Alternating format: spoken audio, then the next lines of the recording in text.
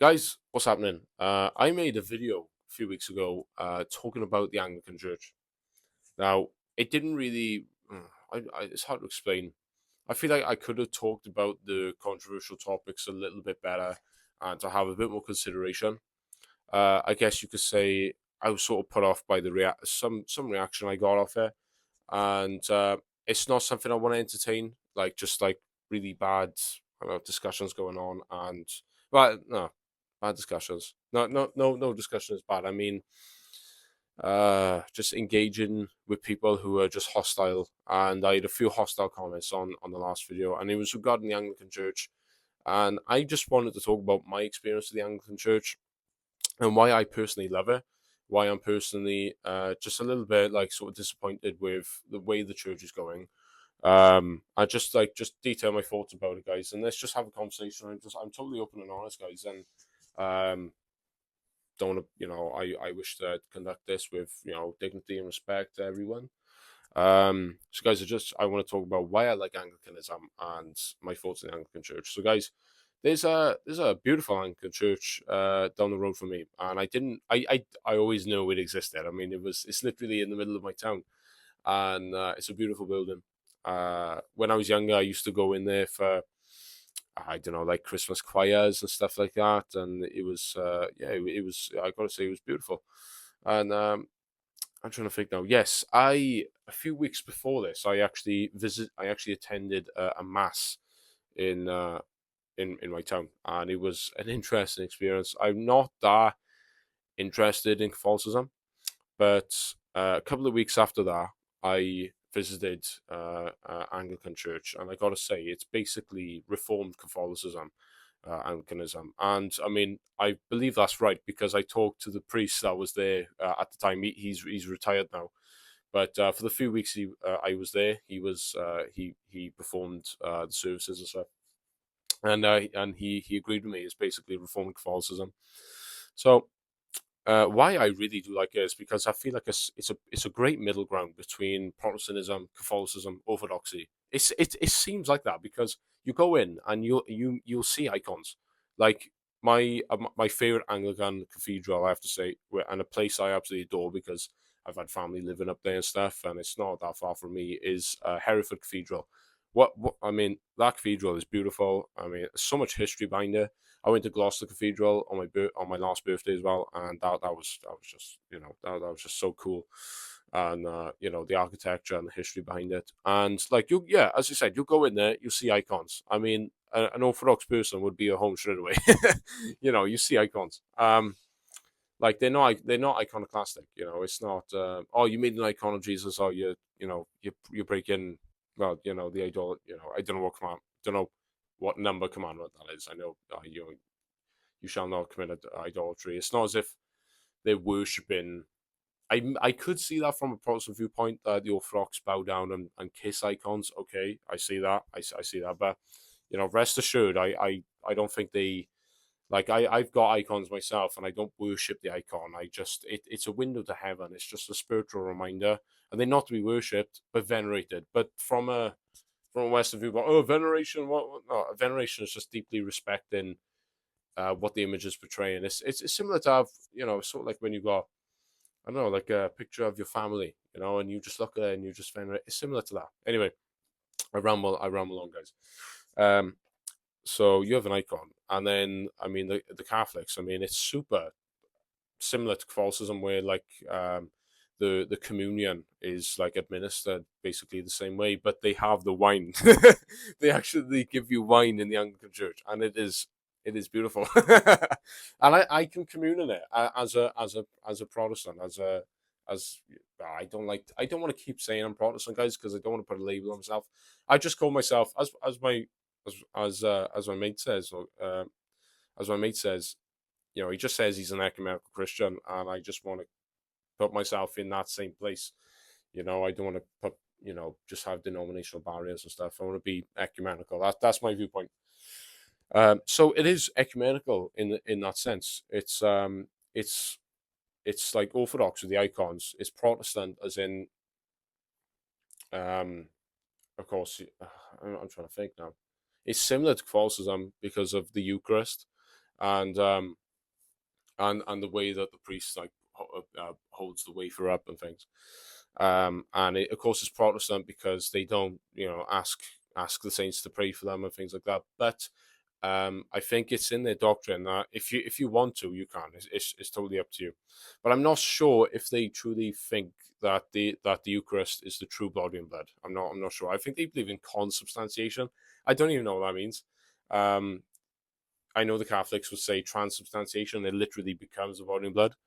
And I sort of, yeah, I align myself with the Orthodox position. I've got to say on the Eucharist that it's just it becomes it, but it's a mystical thing. We don't know how. Let's not ask too many questions. It just is. Christ said, "This is my body and my blood. Do this in remembrance of me." Um, I think perhaps it might be putting it down a level in regards to the communion, if it's just a symbolic thing. Perhaps it's just a symbol. Who knows? I don't know. I don't I don't know. I don't know. Of course, if whatever Christian you are, it's to be taken with respect and severity. In my Pentecostal church, we have it once a month. I don't know why we have it once a month. But we have communion, and we obviously my church would obviously view it as just a symbol, but it's still taken in reverence and respect. So my point, guys, is the Anglican Church. It's a perfect middle ground because I feel like I love my church to bits, but it doesn't have much tradition. The Anglican Church has tradition. The organ is incredible. I love the organ. Um, I think the shame is, of course, it's yeah. I was the only young person there. Really, the church is so it's just a fact. The church is dying out. The Anglican Church. I believe it died out in Scotland. It's not doing well here. And guys, I just want to get into really controversial topics, guys. But I've been procrastinating for 7 minutes, guys. But I just want to talk about it and just be totally honest. I don't like where it's going. I believe it's fallen into heretical teachings. I mean, at the end of the day, the Church of England have gotten rid of the word church. I mean, you can just look that up yourself. I could be wrong. I don't know. But they just put themselves down to like an organization. Um, of course, there's lots of controversies going on about Justin Welby. I think he's retired now, I think, because there was some things going on. I don't know if he was covering up for someone, who knows, for some allegations and stuff. But the idea of, I mean, it just clearly goes against scripture, and debating about sexuality is so difficult. And I want to be respectful. I just want to be totally honest with people. I just don't. The church does not have the authority to bless same-sex couples. That's just my view. I think the Bible is very, very, very clear on that. And at the end of the day, I mean, it's easy for me to say as a heterosexual male because it's like, if they're adults, they can do whatever they want. I agree with you. I agree they can do whatever they want. It doesn't matter to me. I just disagree with the lifestyle. And to think about that coming into the church is meant to be separate from the world. The church isn't meant, I bet that, I mean, there's stuff perhaps in my life where I disagree with the church's view on some things. I think maybe, it's a bit like closed-minded and things like that. The church does not have the authority to change the viewpoint on biblical doctrine on what's in the Bible. I watched a video of this guy literally went into like an entrance of an Anglican church and like debated with a guy there, and God bless him. You could tell he was part of that community. Um, Obviously, want to be respectful. Um, and he was saying that homosexuality is not mentioned in the Bible, and it was translated in 1940 and something else. It's in the Bible. It's in the Bible, guys. You know.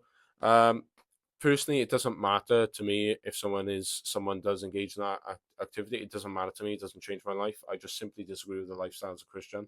I still love those people, but I do not believe the church has the authority to bless that. And if this is going to keep going this way, guys, I mean, how far is it going to go? Um, and also in regards, I'm very so guys, yeah. There's about that. It's just super controversial, guys. It's so hard to discuss this. Also, another thing, guys, as well, I want to talk about briefly is about women bishops and women priests. Now, the priest that was there in St. David's has now recently retired. Great guy, Father Mark. He's retired now, and now there's this lady who's overtaken his. It hasn't taken his position. She's like the sort of filled in the vacancy until someone else applies for that priest job. Excuse me, and yeah, so I've got a few issues. I've got a few issues with that. I mean, historically, there's never ever been a woman priest. Historically, I don't want to take away from the importance that womanhood has had in the Bible. At the end of the day, wasn't it? You know, Christ revealed himself after the resurrection, firstly to a woman. You know, was it Mary Magdalene and Martha? Was it? I could be totally wrong, guys. And then to the disciples, I could be totally wrong, that guys. Um, but I believe Christianity has upheld womanhood. I think it has. But I believe in the traditional family roles. I just don't think that a woman is meant to take it. In some regards, I mean, it's not a generalization. Like sometimes the woman could take a lead in a different aspect of life, like in regards to a marriage. But at the end of the day, if like just to give an example, if there's like a robber comes to your house and threatens you, I'm not going to send my wife to combat the robber. I'm the man myself, the husband. I want to go out on there and protect my wife and children. And so I believe there's just like this um so I don't want to say hierarchy because then that sort of says that one thing is better than the other. I just think there's like a different roles for each member of society, and I think if we all follow that, it makes our society flourish and better. Um, I think the priesthood is a role of leadership, and I just think this is a good saying, and perhaps guys, maybe this is just close minded. I don't know, but but what if the idea? Just think about this, guys. A woman can't be a priest the same way that a man can't get pregnant. To bring life into this world is such an incredible thing. Men can't do that. That's all we do is, we do what we do and then we roll over, and and then the woman has to, be with that for night, has to carry on with the pregnancy 9 months, and and raise it up and things like that, and the man goes out and provides money and stuff and resources. I just think the priesthood is a role of leadership and it's not a role for a woman. But at the end of the day, guys, like what we see in the Bible, we see different like prophets like Esther. Um, I think Deborah is another woman in the Bible that had, I don't know their stories, guys. Um, Miriam, I think she was. I'm trying to think now, guys. Different women are popping up in my mind throughout the Bible who had such a big impact. I mean, the Theotokos, the Mary, the Mother of God. She has upheld so much, mostly in. I mean, well, in Orthodox and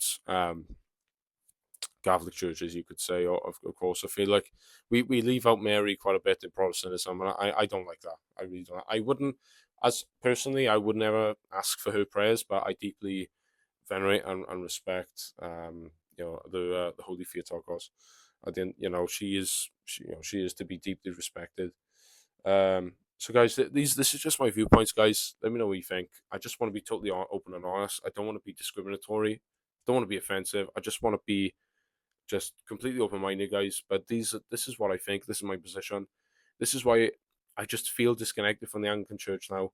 But not only in those reasons, guys. I think there's so many other things, guys. I think just I don't know, just different controversies that have been going around as well, and things. But guys, it's such a beautiful tradition. Guys, I do recommend. I did say in the video I did make. I reckon, guys. Excuse me. I recommend you guys check out Calvin Robinson.